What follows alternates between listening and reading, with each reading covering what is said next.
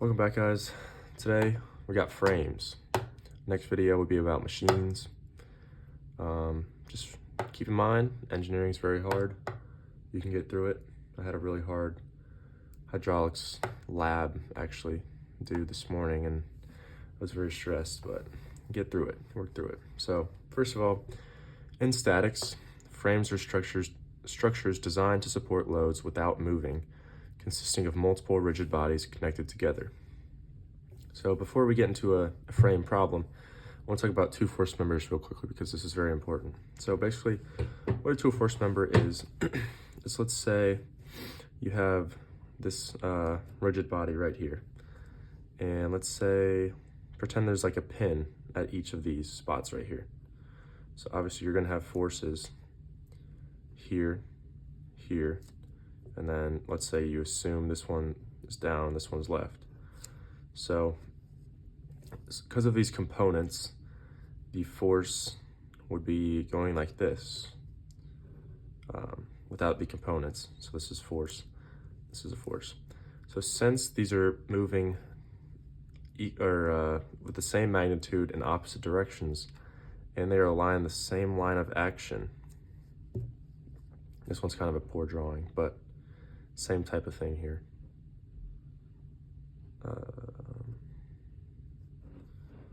Same line of action. These are two force members.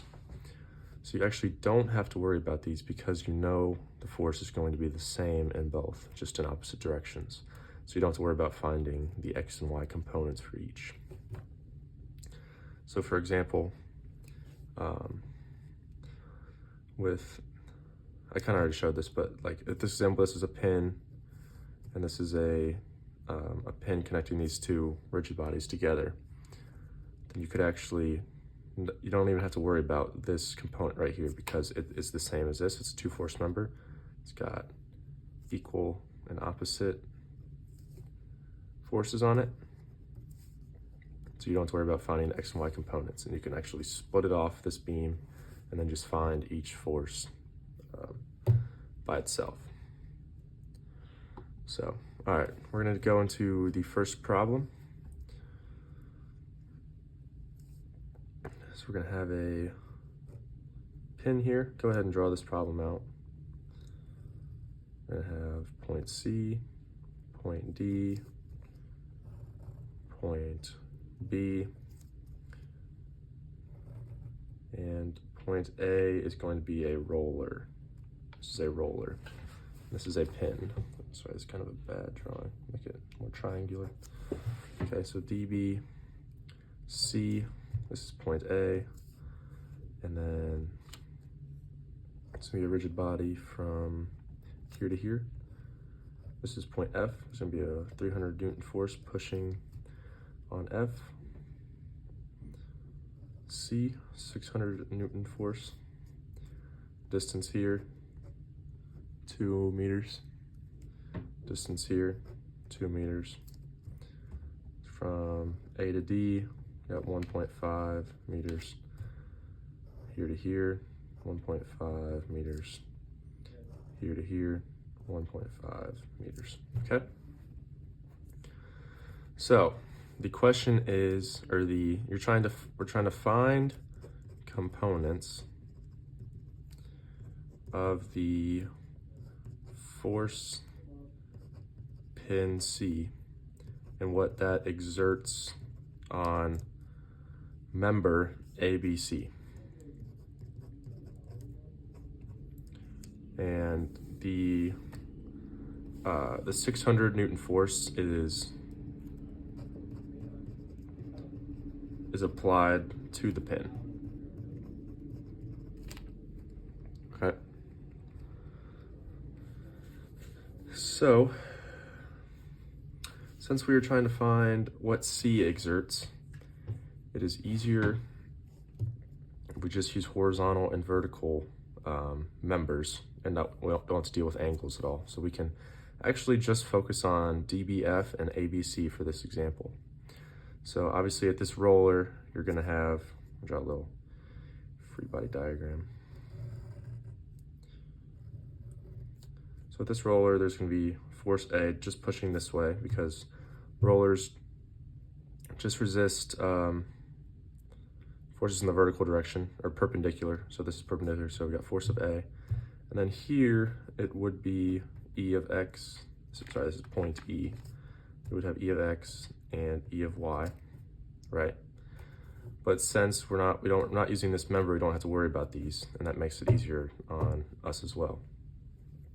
Okay, so first we can actually take the moment about E, so we don't have to worry about that. Kind of get E out of the way. So you're gonna have your 600 Newton force times its distance of 4 meters plus 300 meter force times the 4.5 meters. And then we got force A here. Oh, sorry, 600 and 300. And then you'll have your force A, and what is that? Vertical distance from E. So it'd be 1.5 plus 1.5, so 3 meters times 3 meters. And then, yeah, you can solve for force A there.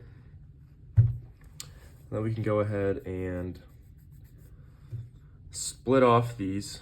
So we can have, we're gonna split off D, B, F right now.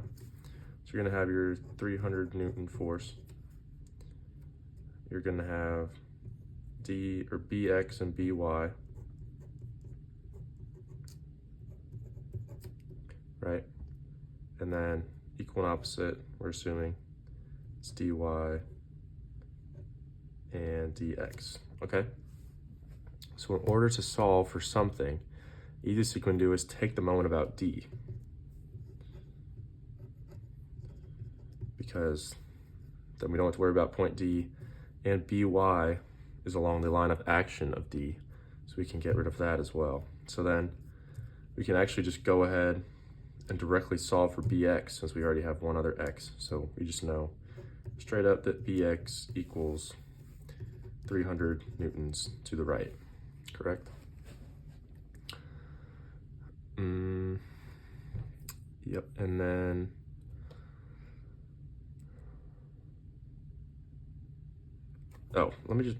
FA is 1250.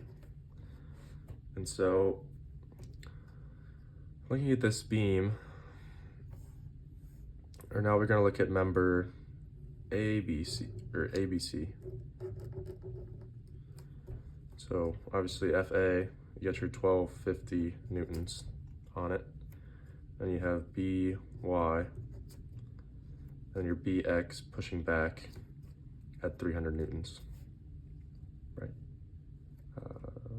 Yes. Then you're gonna have at points, this is ABC. So then you're gonna have your CX and your CY as well, each at a distance of 4 meters. And so since the effect of the member ABC, since the 600 Newton force is applied to the pin, it has no effect on the member. So, wait, hold on.